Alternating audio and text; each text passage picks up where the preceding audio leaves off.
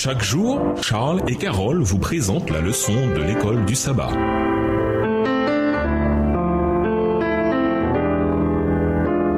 Bienvenue dans votre émission. Dieu nous parle. Nous voilà à la leçon de mardi, les 3 premières plaies. Les 10 plaies d'Égypte visaient non le peuple égyptien, mais leur Dieu. Chaque plaie atteignit au moins l'un d'entre eux. Lisons Exode 7, verset 14 à Exode 8, verset 19. Qu'est-il arrivé lors de ces plaies? Exode 7, le verset 14 à Exode 8, le verset 19. L'Éternel dit à Moïse, Pharaon a le cœur endurci, il refuse de laisser aller le peuple. Va vers Pharaon dès le matin, il sortira pour aller près de l'eau et tu te présenteras devant lui au bord du fleuve. Tu prendras à ta main la verge qui a été changée en serpent et tu diras à Pharaon, l'Éternel, le Dieu des Hébreux, m'a envoyé auprès de toi pour te dire, laisse aller mon peuple, afin qu'il me serve dans le désert. Et voici, jusqu'à présent, tu n'as point écouté. Ainsi parle l'Éternel, à ceci tu connaîtras que je suis l'Éternel. Je vais frapper les eaux du fleuve avec la verge qui est dans ma main, et elles seront changées en sang. Les poissons qui sont dans le fleuve périront. Le fleuve se corrompra, et les Égyptiens s'efforceront en vain de boire l'eau du fleuve.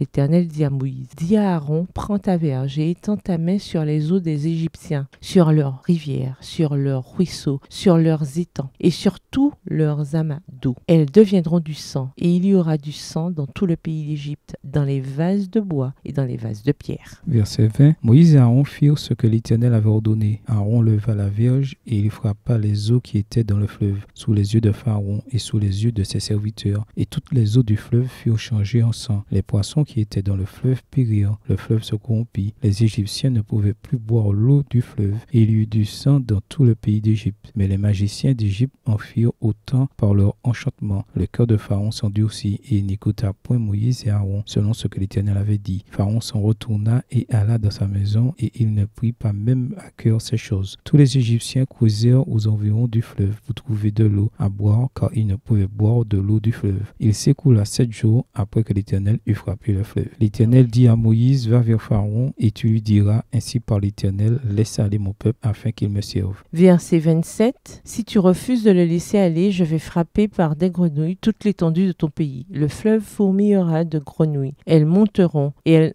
entreront dans ta maison, dans ta chambre à coucher et dans ton lit, dans la maison de tes serviteurs et dans celle de ton peuple, dans tes fours et dans tes pétrins. Les grenouilles monteront sur toi, sur ton peuple et sur tous tes serviteurs. Verset 1 d'Exode 8, l'Éternel dit à Moïse, dis à Aaron, étends ta main avec ta verge sur les rivières, sur les ruisseaux et sur les étangs, et fais monter les grenouilles sur le pays d'Égypte. Aaron étendit sa main sur les eaux de l'Égypte, et les grenouilles montèrent et couvrirent le pays d'Égypte. Mais les magiciens en firent autant par leurs enchantements. Ils firent monter les grenouilles sur le pays d'Égypte. Pharaon appela Moïse et Aaron et dit, priez l'Éternel afin qu'il éloigne les grenouilles de moi et de mon peuple, et je laisserai aller le peuple pour qu'il offre des sacrifices à l'Éternel. Moïse dit à Pharaon, glorifie-toi sur moi. Pour quand prierai-je l'Éternel en ta faveur, en faveur de tes serviteurs et de ton peuple, afin qu'il retire les grenouilles loin de toi et de tes maisons? Il ne restera que dans le fleuve. Verset 6, il répondit, pour demain, et Moïse dit, il en sera ainsi, afin que tu saches que nul n'est semblable à l'Éternel notre Dieu. Les grenouilles s'éloigneront de toi et de tes maisons, de tes serviteurs et de ton peuple. Il n'en restera que dans le fleuve. Moïse et Aaron sortirent de chez Pharaon, et Moïse cria à l'Éternel au sujet des grenouilles dont il avait frappé Pharaon. L'Éternel fit ce que demandait Moïse, et les grenouilles périrent dans les maisons, dans les cours et dans les champs. On les entassa par monceaux, et le pays fut infecté. Verset 11, Pharaon, voyant qu'il y avait du relâche, endurcit son cœur, et il n'écouta point Moïse et Aaron selon ce que l'Éternel avait dit. L'Éternel dit à Moïse, dis à Aaron, étends ta verge et frappe la poussière de la terre. Elle se changera en poux dans tout le pays d'Égypte. Ils firent ainsi. Aaron étendit sa main avec sa verge et il frappa la poussière de la terre et elle fut changée en poux sur les hommes et sur les animaux. Toute la poussière de la terre fut changée en poux dans tout le pays d'Égypte. Les magiciens employèrent leurs enchantements pour produire les poux, mais ils ne purent pas. Les poux étaient sur les hommes et sur les animaux. Et les magiciens dirent à Pharaon, c'est le doigt de Dieu. Le cœur de Pharaon s'endurcit et il n'écouta point Moïse et Aaron, selon ce que l'Éternel avait dit. Verset 16, l'Éternel dit à Moïse, lève-toi lève-toi de bon matin et présente-toi devant Pharaon. Il sortira pour aller près de l'eau. Tu lui diras, ainsi parle l'Éternel, laisse aller mon peuple afin qu'il me serve. Si tu ne laisses pas aller mon peuple, je vais envoyer les mouches venimeuses contre toi, contre tes serviteurs, contre ton peuple et contre tes maisons. Les maisons des Égyptiens seront remplies de mouches et le sol en sera couvert. Mais en ce jour-là, je distinguerai le pays de Gozen où habite mon peuple. Et là, il n'y aura point de mouches, afin que tu saches que moi, l'Éternel, je suis au milieu de ce pays. J'établirai une distinction entre mon peuple et ton peuple. Ce signe sera pour demain. Dieu informe à Moïse que le dialogue avec le pharaon serait difficile et quasi impossible. Exode 7, verset 14. Mais Dieu voulait se révéler au pharaon et aux Égyptiens. Alors il décida de communiquer avec eux d'une manière qu'ils comprendraient. Les Hébreux bénéficieraient également de cette confrontation car ils en apprendraient davantage sur leur Dieu. La première plaie était destinée à Hapi, le dieu du Nil. Exode 7, les versets 17 à 25. En Égypte, la vie dépendait totalement de l'eau du Nil. Là où il y avait de l'eau, il y avait la vie. L'eau était la source de la vie. Alors, ils s'inventèrent un dieu, Hapi, qu'ils adoraient comme le dispensateur de la vie. Bien sûr, le Dieu vivant est la seule source de la vie, le créateur de tout, y compris l'eau et la nourriture.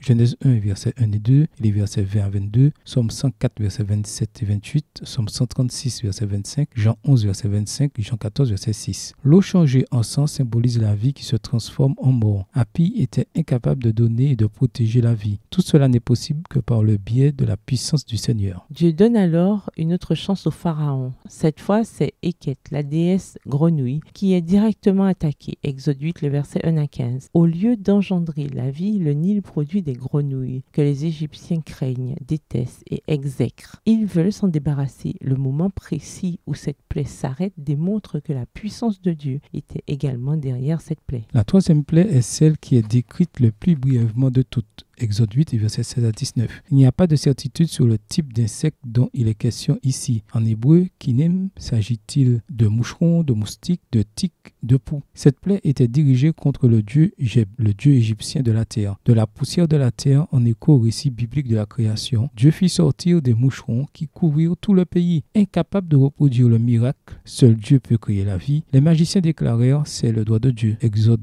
8, verset 19, version Darby. Le pharaon, cependant, refusa de céder. Réfléchissez à la dureté du cœur du pharaon. Le rejet réitéré des sollicitations de Dieu ne faisait qu'aggraver les choses. Que nous apprend cette histoire sur les conséquences d'un rejet constant des appels de Dieu? Au revoir. Et à demain si Dieu veut.